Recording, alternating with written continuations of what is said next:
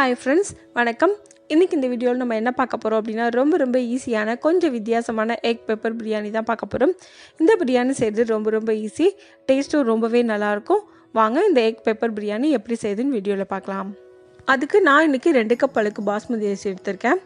நல்லா கழுவிட்டு தண்ணி ஊற்றி ஒரு 10 நிமிஷம் போல் ஊற வச்சுக்கோங்க.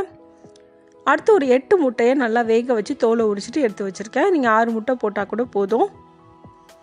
அடுத்து ஒரு குக்கர் வச்சுக்கலாம். 3லேருந்து 4 ஸ்பூன் எண்ணெய் ஊற்றிக்கோங்க. எண்ணெய் சூடானதுக்கு அப்புறமா மசாலா பொருட்கள் ஆட் பண்ணிக்கலாம். 3லேருந்து 4 கிராம்பு, பட்டை, ஏலக்காய் ஆட் பண்ணிக்கோங்க. கூடவே 3 பிரியாணி இலை ஆட் பண்ணிக்கோங்க. இது எல்லாம் நல்லா ஃப்ரை ஆகட்டும்.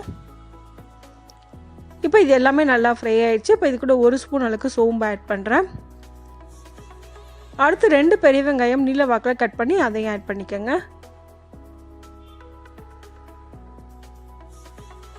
2 பச்சை மிளகா ஆட் பண்ணுறேன். இது எல்லாத்தையும் சேர்த்து நல்லா ஃப்ரை பண்ணிக்கலாம். வெங்காயம் பாதி அளவுக்கு ஃப்ரை ஆனதுக்கு அப்புறமா நம்ம இஞ்சி பூண்டு பேஸ்ட் ஆட் பண்ணிக்கலாம். இப்போ 2 நிமிஷம் போல் ஃப்ரை பண்ணியிருக்கேன். இந்த அளவுக்கு ஃப்ரை ஆகிருக்கு. இப்போ இஞ்சி பூண்டு பேஸ்ட் ஆட் பண்ணிக்கலாம். 2 ஸ்பூன் அளவுக்கு இஞ்சி பூண்டு பேஸ்ட் ஆட் பண்ணிக்கோங்க. அதையும் சேர்த்து நல்லா ஃப்ரை பண்ணிக்கலாம். இஞ்சி பூண்டு பேஸ்ட்டோட பச்சை வாசனை போகிற அளவுக்கு நல்லா ஃப்ரை பண்ணிக்கோங்க. இப்போ இது எல்லாமே நல்லாவே ஃப்ரை ஆயிடுச்சு. இந்த அளவுக்கு ஃப்ரை ஆனதுக்கப்புறமா நீல வாக்கில் கட் பண்ண 2 தக்காளி நான் ஆட் பண்ணுறேன். இது மாதிரி நல்லா பழுத்த ரெட் கலர் தக்காளியாக எடுத்துக்கோங்க. அப்போ தான் பிரியாணியோட டேஸ்ட் ரொம்ப நல்லாயிருக்கும். 1 spoon red chilli powder, 1 spoon biryani masala add பண்ணுறேன். நீங்கள் பிரியாணி மசாலாவுக்கு பதிலாக கரம் மசாலா கூட ஆட் பண்ணிக்கலாம். 1/2 டீஸ்பூன் மஞ்சள் தூள், 1 டீஸ்பூன் மிளகுத்தூள் சேர்க்குறேன். மிளகுத்தூளும் மிளகாய்த்தூளும் உங்கள் காரத்துக்கு ஏற்ற மாதிரி கூடவோ குறைச்சலோ சேர்த்துக்கோங்க. இப்போ எல்லாத்தையும் சேர்த்து நல்லா மிக்ஸ் பண்ணிக்கலாம். 2லேருந்து 3 நிமிஷம் போல் இது மாதிரி நல்லா ஃப்ரை பண்ணிக்கோங்க. தக்காளி நல்லா மசிஞ்சு வரணும். தக்காளி நல்லா மசிஞ்சு பேஸ்ட் மாதிரி வந்ததுக்கு அப்புறமா நம்ம வேக வச்சுருக்க முட்டையை அது கூட ஆட் பண்ணிக்கலாம். முட்டையை சேர்த்துட்டு நல்லா மிக்ஸ் பண்ணிக்கோங்க. 2 நிமிஷம் போல் நல்லா மிக்ஸ் பண்ணி விட்டுக்கோங்க.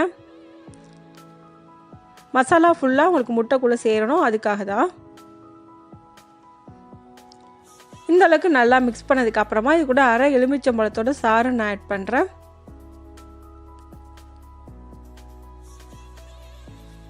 அடுத்து 2 டீஸ்பூன் தயிர் ஆட் பண்ணிக்கோங்க.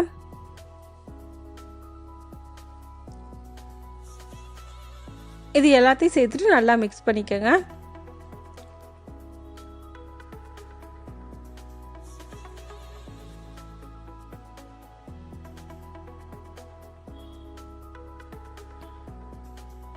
இப்போ நல்லா மிக்ஸ் பண்ணியாச்சு. இப்போ இது கூட 3 கப் அளவுக்கு தண்ணி ஊற்றுறேன். பாஸ்மதி அரிசிக்கு நீங்கள் எந்த கப்பில் அரிசி எடுத்தீங்களோ அதே கப்பில் 1 கப் அரிசிக்கு 1.5 கப் தண்ணி ஊற்றினா போதும். நீங்கள் நார்மல் அரிசி எடுத்தீங்க அப்படின்னா 2 கப் அளவுக்கு தண்ணி ஊற்றிக்கங்க. இப்போ இது கூட 2 ஸ்பூன் அளவுக்கு நெய் ஊற்றிக்கங்க. நெய் ஊற்றி பண்ணும்போது ஃப்ளேவர் ரொம்ப நல்லாயிருக்கும். தண்ணி நல்லா கொதிக்க ஆரம்பித்ததுக்கப்புறமா நம்ம ஊற வச்சு வச்சுருக்க பாஸ்மதி அரிசியை தண்ணியை வடிச்சிட்டு இதில் ஆட் பண்ணிக்கலாம்.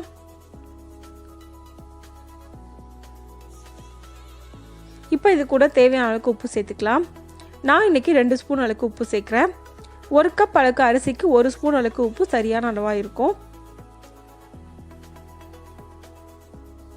இப்போ இதை நல்லா ஒரு தடவை மிக்ஸ் பண்ணி விட்டுக்கலாம்.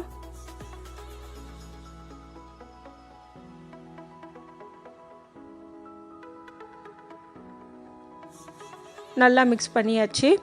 இப்போ ஃபைனலாக இது கூட கொஞ்சமாக புதினா கொத்தமல்லி மட்டும் ஆட் பண்ணிக்கோங்க. ஆட் பண்ணதுக்கப்புறமா இதை மூடி வச்சிடலாம்.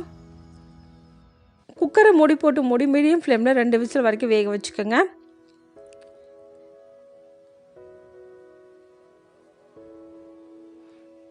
இப்போ 2 விசில் வந்துருச்சு.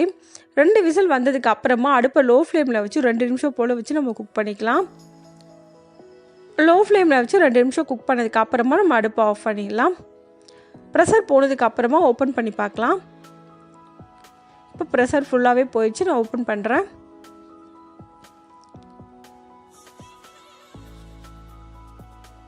இப்போ இதை மிக்ஸ் பண்ணி விட்டுக்கோங்க. நம்ம குக்கரில் வைக்கும்போது மிக்ஸ் பண்ணாமல் விட்டோம் அப்படின்னா கட்டி கட்டியாக ஆகிடும். அடியிலேருந்து மேலே பொறுமையாக மிக்ஸ் பண்ணி விட்டுக்கோங்க. அப்படி நம்ம மிக்ஸ் பண்ணும்போது சாதம் நமக்கு உடையாமல் கிடைக்கும். இப்போ நமக்கு எக் பெப்பர் பிரியாணி ரெடி ஆயிடுச்சு. இந்த ரெசிபி இதே மெத்தடில் நீங்களும் செஞ்சு பாருங்கள். இந்த வீடியோ உங்களுக்கு பிடிச்சிருந்தா லைக் பண்ணுங்கள், ஷேர் பண்ணுங்கள், கமெண்ட் பண்ணுங்கள். மறக்காமல் சேனலை சப்ஸ்கிரைப் பண்ணுங்கள். தேங்க்ஸ் ஃபார் வாட்சிங்.